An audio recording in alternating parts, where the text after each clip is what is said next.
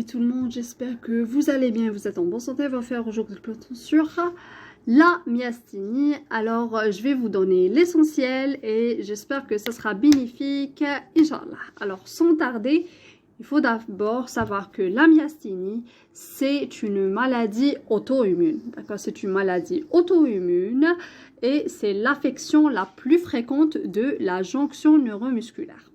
D'accord.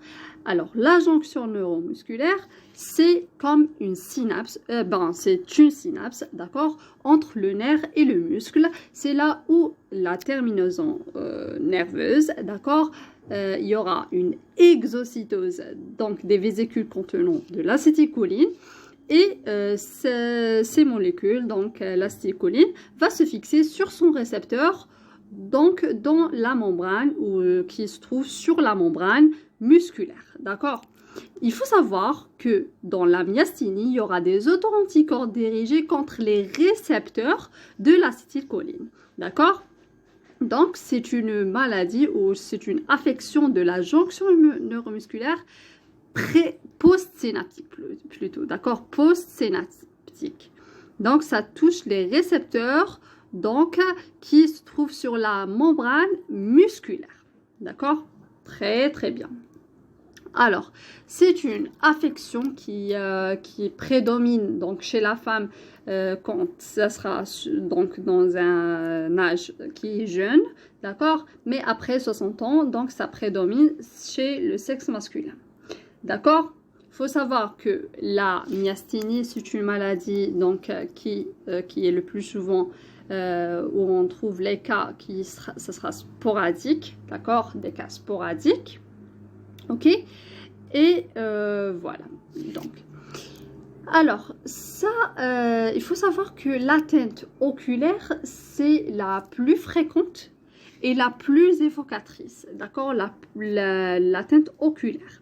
Et il faut savoir que la myasthénie, ça touche les oculomoteurs externes seulement, d'accord. Ça touche pas les muscles de la constriction, donc qui vont nous donner par exemple un midriage ou myosis, d'accord, c'est pas ça, d'accord, ça touche les oculomoteurs externes seulement, d'accord. Donc ça peut donner une diplopie, ça peut donner un ptosis, d'accord. Et donc la symptomatologie sera plus, comment dirais-je, plus évidente en fin de journée, d'accord. C'est très intéressant, c'est très important ça. Et il faut savoir que ça, ça évolue en poussée-rémission, Donc dans la période intercritique entre les deux poussées, on peut ne pas avoir des symptômes, on peut donc ne pas avoir donc même à l'EMG, d'accord, qui ce sera vraiment l'examen de clé, d'accord, on peut ne rien avoir, d'accord, très bien, ok, très bien. Et l'examen peut être normal donc dans la période intercritique. Ok, alors pour l'autre symptomatologie, etc. Donc, bien sûr, on peut avoir une atteinte bulbaire, on peut avoir donc une dysphonie, et même ça peut évoluer vers une aphonie, d'accord. On peut avoir une dysphagie, on peut avoir des troubles de la mastication, d'accord. Tout ça, c'est une atteinte, c'est l'atteinte bulbaire, quoi, d'accord. C'est ça, une dysphagie, une dysphonie, puis une aphonie, reflux du liquide par le nez, par exemple, d'accord. On peut avoir tout ça, d'accord. On peut avoir même une atteinte des muscles des membres, d'accord. Donc, le patient va vous dire que je me fatigue,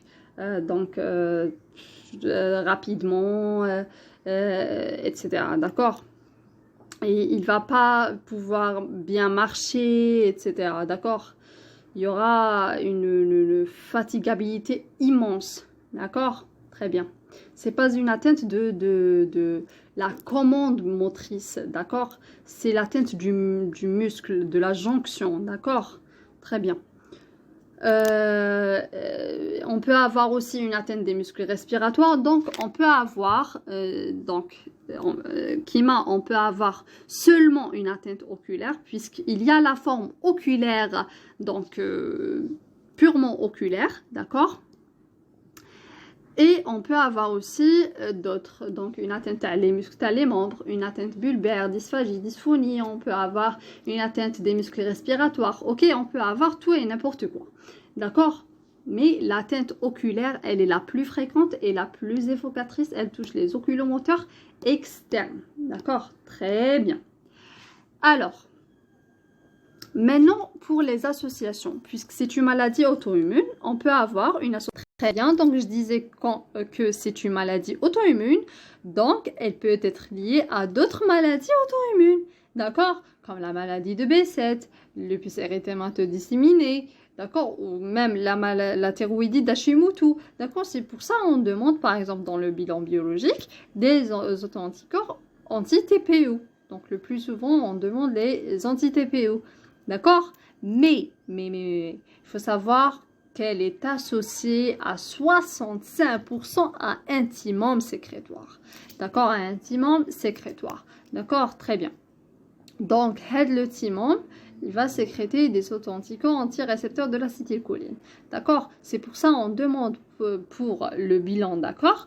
On demande aussi un scanner thoracique. D'accord? Donc, pour les examens complémentaires qu'on doit donc prescrire, on doit prescrire donc un scanner thoracique pour donc un test immunologique et biologique, les auto-anticorps anti-récepteurs de l'acétylcholine, le dosage donc des auto-anticorps anti-récepteurs de l'acétylcholine, même les anti-muscles, d'accord, très bien, et anti-TPE le plus souvent, d'accord, très bien.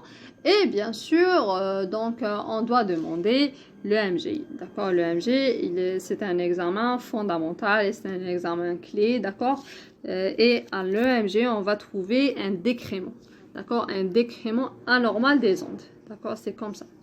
C'est cet aspect qu'on va trouver, un décrément anormal des ondes. Donc voilà, la contraction, plus ou moins, donc elle est forte, puis donc il y aura plus de contraction.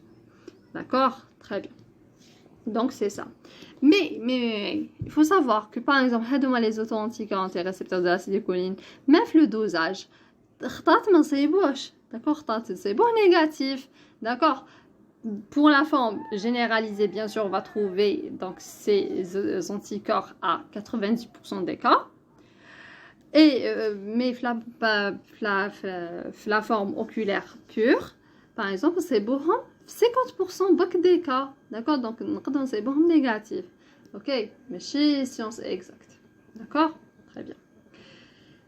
Et les examens TANIT qu'on doit les faire, on doit faire un test pharmacologique. D'accord? Un test pharmacologique à l'hydrophonium. D'accord? À l'hydrophonium. D'accord? C'est comme ça. Et donc phonium. D'accord, hydrophonium, c'est un anticholinésterasique. D'accord, puisque voilà, c'est des auto-anticorps anti-récepteurs de l'acétylcholine. Donc, l'hydrophonium pour diminuer donc la dégradation de l'acétylcholine, l'acétylcholine بزاف كتر من هاد les anti-récepteurs, d'accord, pour qu'ils vont se fixer, d'accord, sur les récepteurs et machine l'autre, puisque ce sera comme une compétition entre les deux, d'accord, qui va se fixer sur le récepteur, d'accord, très bien, le bloqueur ou là le stimulateur, d'accord. C'est ça, le stimulateur plutôt, c'est l'acétylcholine, d'accord. Et l'hydrophonium va donc stopper ou inhiber la dégradation. Pour maintenant les formes cliniques. Bon, les formes cliniques, donc bon, pour les formes cliniques, on a 3, d'accord. On a la forme néonatale, on a la forme donc à début tardive et on a la forme oculaire pure, d'accord. Les qu'on a dans les. Donc la forme néonatale. La forme néonatale, Donc, ce sont des enfants. Mais alors, il faut faire la différence entre la myasthénie néonatale et la myasthénie congénitale. C'est pas la même chose, d'accord? La myasthénie néonatale, ce sont des enfants qui nés donc de maman ayant une myasthénie. D'accord? Donc, ça sera lié au passage des auto-anticorps donc de la maman, d'accord? À travers donc le placenta, d'accord? À l'enfant. Mais la forme congénitale, c'est une forme héréditaire, d'accord? C'est pas une forme, la myasthénie, c'est à part. La myasthénie congénitale, c'est une maladie autosomique déjà récessive, d'accord? C'est une maladie héréditaire liée à un défaut, donc les gènes, les protéines qui constituent le récepteur de l'acétylcholine, d'accord? Donc, c'est une forme héréditaire, c'est une maladie autosomique récessive, mais quand même, elle répond au traitement, donc elle peut répondre au traitement. Mais la néonatale, ماشي كيف néonatale, معناتها هذوك les enfants, هذوك عندهم des mamans qui ont la myasthénie et هذاك les authentiques antirécepteurs de la maman جازوا à travers le placenta la maman, le bébé, d'accord? Très bien. Donc هذه la forme néonatale. La forme néonatale واش حيكون عندنا؟ حيكون عندنا un bébé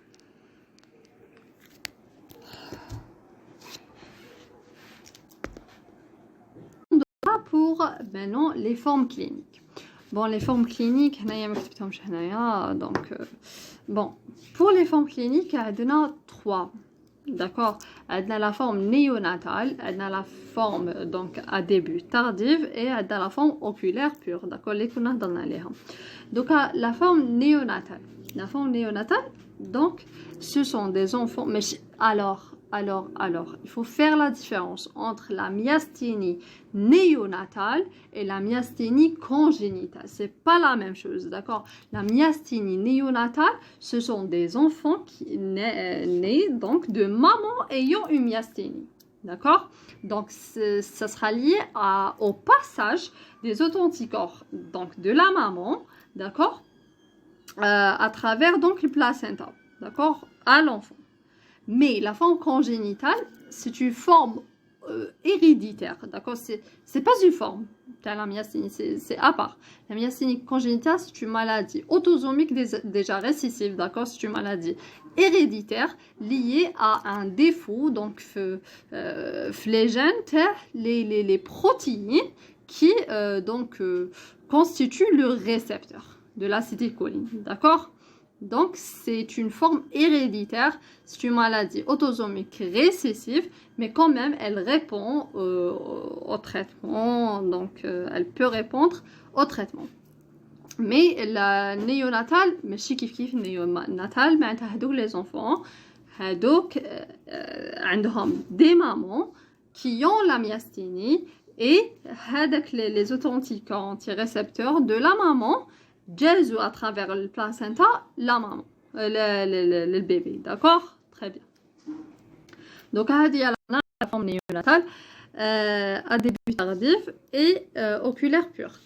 La forme néonatale, donc on a blessé, c'est dû au passage des anticorps de la maman vers le fœtus, d'accord? Et donc, donc après 2 jours donc de la naissance. D'accord, à peu près. Alors, comment se manifeste? Donc, peut se manifester par une hypotonie axiale, une détresse respiratoire, un défaut de déglutition, d'accord? C'est ça. Mais il faut savoir que ça évolue donc en 2 semaines, d'accord? Enfin, voilà, 2-3 semaines. Et comment dirais-je, le nouveau-né va donc guérir sans séquelles, d'accord? Mais on peut toutefois donc donner un traitement symptomatique et parfois pour certains donc bébés, on peut donner les anticholinésterasiques comme mitélase, etc. D'accord? Très bien. Début tardif, il faut savoir juste que la prédominance, elle est masculine, sinon ça débute Kif. Les membres inférieurs, enfin voilà, c'est pas une clinique rasabiha, d'accord, c'est ça. Et l'oculomoteur, l'oculaire plutôt pur, donc les oculomoteurs externes, d'accord, plus sensibles au traitement, et à l'EMG peut être normal, d'accord, c'est tout ce qu'il faut savoir pour les formes cliniques, d'accord, très bien. Maintenant, passons au traitement. Donc, pour le traitement ADN, le traitement symptomatique, le traitement des crises et le traitement de fond. Traitement symptomatique, ce sont les anticholinésterasiques. D'accord? Les anticholinésterasiques, chimalmitélase, etc. D'accord? Le traitement à la crise, c'est les immunoglobulines et le plasmaphéreuse. D'accord? Les immunoglobulines à raison de 0,4, donc à raison de 0,4 grammes donc par kilo par jour, donc, et c'est une cure de 5 jours, d'accord, c'est une cure de 5 jours, d'accord, pour les immunoglobulines et plasmaphéreuse. Traitement de la crise, c'est le même traitement pour le PRN, d'accord, kiff, d'accord, très bien. Et le traitement de fond, on peut donner les immunosuppresseurs, soit les corticoïdes ou les immunosuppresseurs, l'oxane, Immurel ou autres, d'accord. Et la thymectomie, d'accord. Il faut enlever le thymon, ok, très bien. Donc c'est ça pour le traitement. Mais il faut savoir que qu'il y a certains médicaments donc, qui sont contre-indiqués en cas de myasthénie. D'accord? En cas de myasthénie, par exemple, je vais vous donner 4 donc, molécules qu'on a citées dans le cours. Le présynaptique. Donc,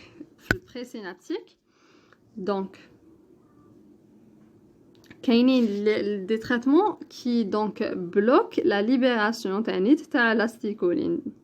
D'accord, qui m'a le benzodiazépine. C'est PIN. D'accord, benzodiazépine. Ou fait le post-synaptique. Adena les tétracyclines.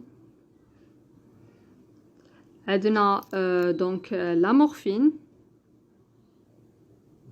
Ou adena donc le phénothiazème. D'accord, le phénothiazème.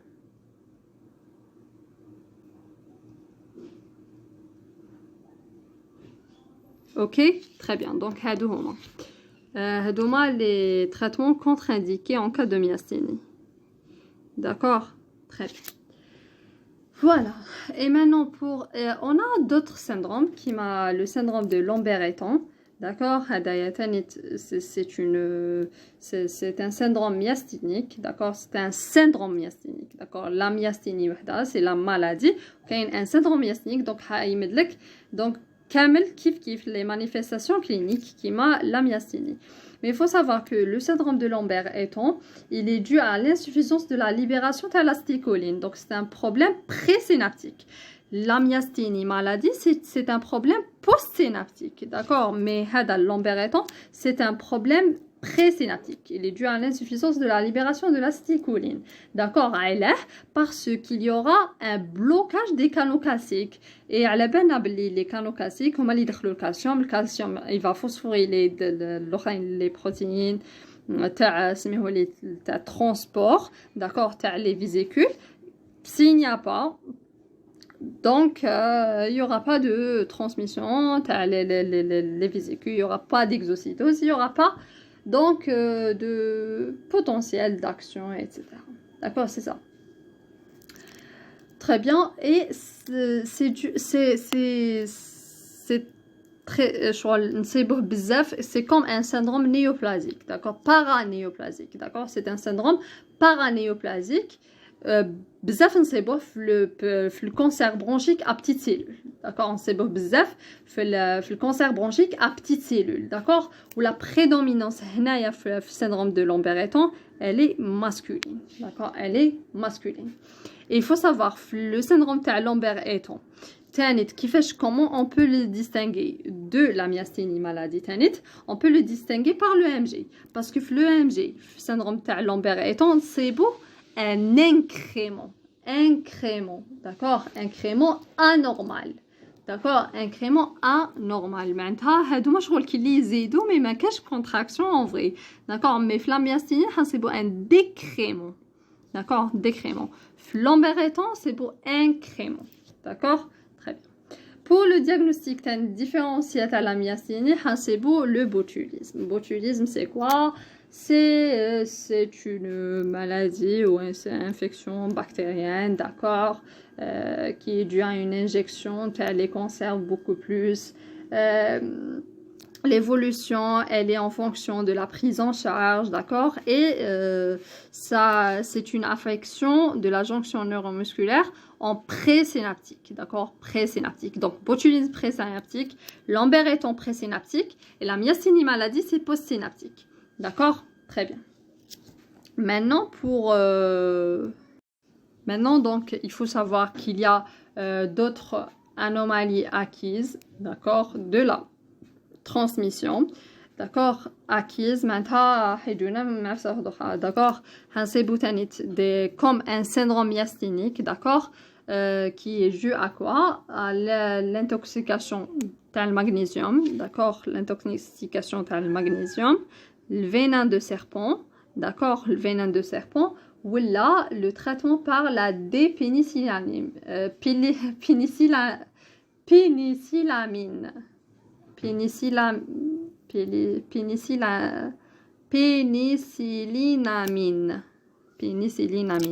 voilà, dépénicillamine, bon, bref, dépénicillinamine, voilà. Hadaya dépénicillinamine, bref, Hadaya c'est quoi? C'est un chélateur de cuivre, d'accord, c'est un chélateur de cuivre. تسمى هدايا وقتاش نستعملوه تاع الكويفر دونك هدايا نستعملوه في لو تريتمون تاع لا مالادي دو ويلسون داكور لا مالادي دو ويلسون داكور مي il faut savoir que هدايا يقدر يديرلنا ان défaut de transmission d'accord très bien. Et puis c'est ça, c'est tout pour la myasthénie. Donc je vous ai parlé de la myasthénie congénitale aussi. D'accord, très bien. Et voilà, c'est tout.